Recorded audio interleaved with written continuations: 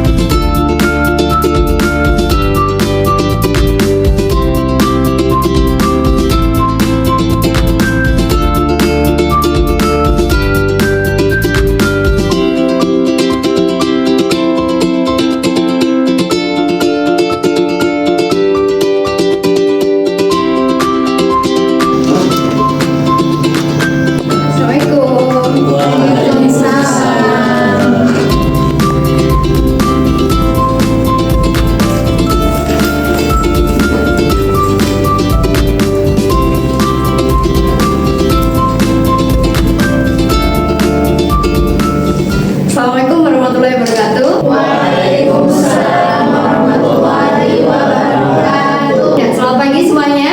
Pagi. Gimana kabarnya teman-teman semuanya? Baik. Alhamdulillah sehat semua. Sehat. Alhamdulillahirrahmanirrahim. Kita diberikan kesehatan, bisa bertemu lagi di mata kuliah Media Bimbingan dan Konseling. Pada pertemuan keberapa? Kedua. Ya, untuk mengawali perkuliahan kita pada pagi hari ini, marilah kita berdoa terlebih dahulu yang akan dipimpin oleh ketua kelas kita, Muhammad Rida. Oke, baik, sebelum kita mulai perkuliahan pada pagi hari ini, alangkah baiknya kita berdoa terlebih dahulu. Berdoa dimulai.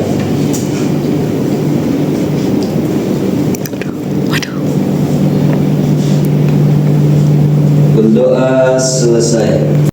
Terima kasih Rida sudah memimpin doa, semangatnya luar biasa, semoga menular ke teman-teman yang lain. Oke, kita presensi online dulu ya. Silakan yang namanya dipanggil tunjuk tangan. Pratiwi Agustina Putri Lestari. Hadir Ibu. Indriani. Hadir Ibu. Muhammad Nurida. Hadir, Ibu. Siti Saida. Hadir Ibu. Muhammad Najir. Hadir, Ibu. Alia Rizky Maulida. Hadir Ibu. Siva Gaitsa. Hadir Bu. Reska Nur Zakia Rahma. Hadir Ibu. Terima kasih semuanya hadir. Alhamdulillah. Kita langsung saja pada materi kita hari ini. Oke, pada pertemuan kedua ini kita akan membahas tentang konsep dasar media bimbingan dan konseling. Ibu di sini akan merecall sedikit. Pada pertemuan pertama kemarin, Ibu sudah menyampaikan terkait dengan kontrak perkuliahan, kemudian materi-materi yang akan kita pelajari dalam mata kuliah ini semua sudah lengkap ada di RPS, dan Ibu sudah membagikan RPS melalui grup WhatsApp. Apakah semuanya sudah menerima? Sudah. Ya, semua sudah melihat, membaca dari awal sampai akhir? Sudah. Alhamdulillah. Jadi berkat adanya RPS ini, semoga perkuliahan kita dari awal sampai akhir akan berjalan dengan lancar. Amin. Baik, dalam pertemuan kedua pada pagi hari ini kita akan membahas terkait dengan konsep dasar media BK dengan kemampuan akhir, yaitu mahasiswa harus mengetahui terkait dengan konsep dasar media BK meliputi dari pengertian, manfaat, dan fungsi media BK. Jadi nanti kita tahu nih fungsi media BK untuk layanan bimbingan dan konseling itu apa, akan sampai pada akhir materi. Ya, metode pembelajaran yang akan kita pakai yaitu research based learning. Pada intinya metode ini akan memberikan mahasiswa kesempatan untuk mencari, membaca, berdiskusi, tanya jawab dengan FGD, kemudian dipresentasikan dan diberikan penguatan. Jadi tidak hanya informasi dari ibu saja, tapi kalian juga harus aktif dalam perkuliahan kita hari ini. Sudah siap semuanya? Siap. Ya, di sini sudah familiar ya dengan istilah media BK atau media bimbingan dan konseling. Sudah pernah melihat di sekolah dulu waktu SMA, waktu aliyah, pernah nggak melihat media BK yang dibuat oleh guru BK-nya? Pernah. Apa saja? Silahkan angkat tangannya. Terlebih dahulu baru menjawab. Saya Bu, Ya, tidak. yang saya temukan di sekolah itu medianya seperti pohon karir gitu. Selain pohon karet, ada lagi dari teman-teman yang lain mungkin? Poster Bu. SK, poster. Ya, di sekolahnya memakai poster sebagai media BK. Yang lainnya? Ya, Siva. Poin Bu. PowerPoint yang dipakai guru BK untuk menyampaikan materi di dalam kelas ya. Oke. Nah, itu tadi sudah benar apa yang disampaikan teman-teman semua. Salah satu beberapa contoh dari penggunaan media BK oleh guru BK. Nah, kita melihat asal-usul dulu ya, kenapa media BK itu ada atau kenapa media BK itu harus digunakan oleh guru BK. Yang pada intinya adalah manusia, kita semua yang hidup saling bersosial, bergantung dengan satu sama lain, itu tentunya membutuhkan komunikasi ya. Komunikasi ini digunakan untuk menghindari kesalahpahaman. Kesalahpahaman apa? Kesalahpahaman misalnya kita saling berbicara satu sama lain, belum tentu masuk pesannya itu tersampaikan. Nah, seperti halnya di dalam bimbingan dan konseling. Ternyata ada penelitian menurut Wahidah dan Partono yang menyebutkan bahwa stigma negatif peserta didik terhadap guru BK itu dikarenakan kurangnya sosialisasi tentang peran guru BK. Kurangnya sosialisasi di sini berarti kurangnya komunikasi yang dilakukan oleh guru BK terhadap siswa-siswanya. Jadi mereka punya kesan yang negatif terhadap guru BK. Mungkin kalian sudah tahu apa kesan negatifnya. Ya, Iwi. Jadi polisi sekolah. Nah, polisi sekolah ya yang paling terkenal guru BK itu polisi sekolah yang pekerjaannya cuma mencari siswa-siswa yang nakal aja, yang bermasalah aja. Nah, ternyata memang banyak terjadi di sekolah karena komunikasinya itu berarti yang belum tepat. Nah, di sini bagaimana cara kita mampu berkomunikasi dengan baik terhadap siswa? Salah satunya adalah menggunakan dengan media. Nah, media itu berasal dari kata Latin medius dan merupakan bentuk jamak dari medium dengan arti jika di bahasa Indonesia kan yaitu tengah, perantara atau pengantar. Jadi jika kita simpulkan media pendidikan ini adalah seperangkat alat atau komponen yang dipakai oleh guru dalam menyampaikan materi pembelajaran kepada siswa yang membangkitkan semangat. Ya, jadi ketika media itu dipakai, artinya akan menambahkan semangat siswa untuk belajar. Ya, di sini ada media pendidikan perspektif Islam, itu termuat dalam Quran surat Al-Ahzab ayat 21. Teman-teman ada yang mau membacakan? Ya, silakan Alia. Bismillahirrahmanirrahim. Laqad kana lakum fi Rasulillahi uswatun hasanah liman kana yarjullaha wal yawmil akhir wa dzakarallaha katsiran. Shadaqallahul azim. Ya, terima kasih Alia. Jadi di Quran surat Al-Ahzab ayat 21 ini artinya adalah sesungguhnya telah ada pada diri Rasulullah itu suri tauladan yang baik ya bagimu, yaitu bagi orang yang mengharap rahmat Allah dan kedatangan hari kiamat dan dia banyak menyebut Allah. Jadi pada intinya di dalam ayat ini pada tafsir itu menyebutkan media dalam Islam itu adalah diri Nabi Muhammad itu sendiri. Jadi kita umat Nabi bisa meniru semua perilaku beliau, kemudian menjadikan tauladan yang baik untuk kehidupan kita sehari-hari. Video pembelajaran di depan terkait dengan praktek bimbingan kelompok. Jadi pada praktek bimbingan kelompok ini menggunakan permainan apa teman-teman? Bisa? Uno balok. Ya, Uno balok. Jadi yang biasa kalian temui di kafe-kafe itu ternyata juga bisa menjadi media bimbingan dan konseling. Caranya seperti apa? Jadi di dalam Uno ini, di dalam balok-baloknya itu terdapat pertanyaan-pertanyaan sesuai dengan bidang BK. Ya, khususnya kalau ini adalah bidang pribadi. Jadi pertanyaan terkait dengan kepribadian, kemudian cara-cara untuk menumbuhkan kepercayaan diri. Oke, selain ada media Uno, di situ juga ada media-media yang dibuat oleh mahasiswa angkatan sebelumnya terkait dengan pembuatan media BK. Dan di sini ternyata media BK itu tidak hanya terkait dengan permainan-permainan yang terbaru saja, tapi ternyata permainan tradisional berbasis dengan kearifan lokal itu juga bisa digunakan. Contohnya di sini ada penelitian, 3 penelitian ya. Masing-masing Ibu ambil ini pengembangan media permainan tradisional congklak yang bisa menumbuhkan pemahaman dan menumbuhkan perilaku disiplin siswa. Oke, karena tadi metode pembelajaran yang kita pakai menggunakan research based learning, maka dari itu pada kesempatan ini kita akan mengevaluasi dari apa yang sudah disampaikan tadi, materi-materinya. Ibu nanti akan membentuk 2 kelompok ya, masing-masing nanti melakukan focus group discussion untuk membahas terkait dengan 2 pertanyaan yang Ibu tampilkan di sini. Yang pertama adalah apakah terdapat dampak negatif dari penggunaan media BK? Ya, di awal tadi selalu menyampaikan sisi positif dari penggunaan media BK. Namun kita lihat dulu, ada nggak sih sisi negatifnya?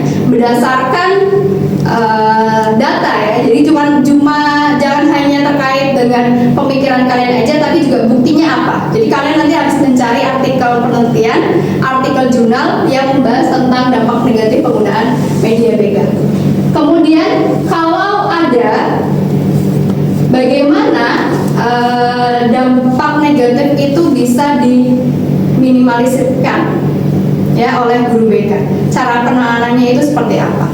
Sudah siap untuk berdiskusi? Siap. Ya, jadi nanti ada salah satu menjadi notulen, mereka hasil diskusinya, kemudian akan setelahnya menyampaikan hasil kerja kelompok. Oke? Kita buat 2 kelompok kanan dan kiri saja.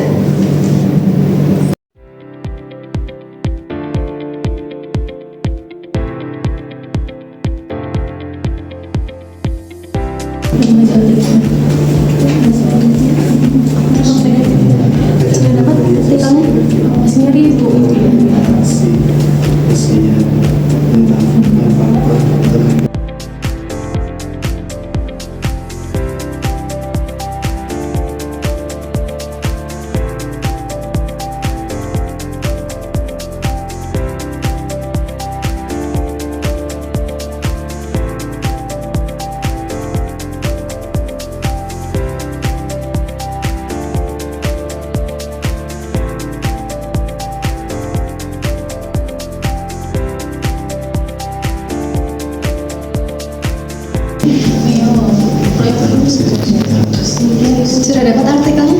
Sudah. Artikel. Terus terdapat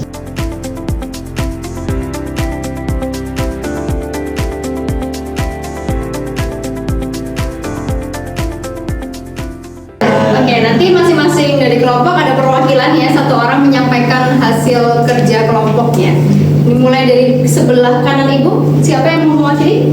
Reska. Iya, silakan Reska berdiri. Jadi di sini saya sebagai perwakilan dari kelompok kami akan membacakan hasil diskusi yang kami dapatkan dari artikel yang berjudul Development Goals 2030 Teknologi Mudah Guna dalam Bimbingan Konseling yang ditulis oleh Kusendar dan kawan-kawan dari Bulletin and Psychotherapy Teknologi. Jadi dampak yang pertama ada kecanduan sosmed. Nah, bagaimana cara penanganannya dari guru BK-nya? Jadi guru BK-nya literasi digital, di mana memberikan edukasi tentang literasi digital agar siswa dapat menyaring informasi dan menggunakan sosmed dengan bijak. Ya, kita beri aplaus untuk kelompok pertama. Kita ke kelompok kedua. Siapa yang mau mewakili? Oh ya, Saida. Silahkan Saida. Baik, saya perwakilan dari kelompok kami. Dari hasil diskusi kami itu ada judul jurnal upaya penanggulangan dampak negatif teknologi informasi dan komunikasi terhadap peserta didik kelas 10 MAN 2 Kota Parepare dalam perspektif pendidikan Islam. Yaitu penulisnya Humairah Munir, jurnal Istiqra. Ya, tadi dua kelompok sudah menyampaikan hasil diskusinya. Jadi walaupun banyak keuntungannya, tapi ternyata penggunaan media BK itu ada sisi negatifnya, ya, terutama ketika kita mempelajari atau menggunakan media digital. Ya, terkait dengan klasifikasi media akan kita pelajari di pertemuan selanjutnya. Jadi di sini sedikit Ibu menjelaskan juga bahwa media tadi kan di awal sudah ada perangkat keras dan perangkat lunak. Nah, di penggunaan perangkat keras ini belum tentu semua orang mempunyainya. Contohnya misalnya Ibu sebagai guru BK atau konselor sekolah mempunyai HP yang di dalamnya ada media sosial yaitu Instagram. Khusus Instagram terkait dengan bimbingan dan konseling di sekolah. Ya, kita sudah memasuki di akhir perkuliahan kita pada pagi hari ini. Ibu akan menyimpulkan terlebih dahulu. Jadi apa yang sudah kita pelajari terkait dengan konsep dasar media BK adalah media BK itu sebagai perangkat atau perantara yang dilakukan oleh guru BK kepada siswanya dalam menyampaikan pesan-pesan bimbingan dan konseling. Kemudian perangkatnya ada perangkat keras dan perangkat lunak dengan berbagai manfaat serta fungsinya yang gunanya adalah untuk meningkatkan kualitas layanan, ya, untuk meningkatkan kualitas layanan dan menarik ketertarikan siswa supaya nggak takut lagi, supaya kesalahpahaman yang di depan tadi itu tidak terjadi atau tidak terulang. Oke, sampai di sini. Kemudian setelah ini Ibu akan mengadakan evaluasi pembelajaran. Jadi silakan masing-masing mahasiswa men-scan barcode yang ada di televisi ini.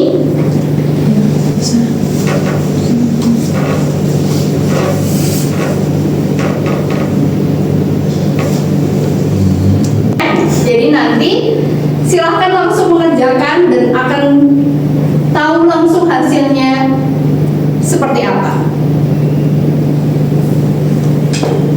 Oke, sudah semuanya? Sudah. Hasilnya langsung keluar ya? Iya. Siapa yang benar semua? Saya Bu. Wih, luar biasa Indri dan Najib. Yang kayaknya ada salah berapa ini? Dua. Oke, Satu. nggak masalah. Kemudian setelah dievaluasi pembelajaran ini, Ibu juga menyediakan barcode terkait dengan rujukan-rujukan yang Ibu pakai. Jadi buku-buku tadi yang Ibu tampilkan di depan materinya terkait dengan penelitian, buku, itu semua ada di barcode ini. Silakan untuk men-scan. Oke, terima kasih atas partisipasi teman-teman pada hari ini sudah hadir di perkuliahan kita. Kita bertemu lagi minggu depan di pertemuan ketiga. Kemudian Ibu juga menyampaikan mohon maaf jika ada salah kata atau kekurangan dalam penyampaian. Mari kita tutup perkuliahan kita pagi hari ini dengan membaca hamdalah bersama-sama. Alhamdulillahirabbil alamin.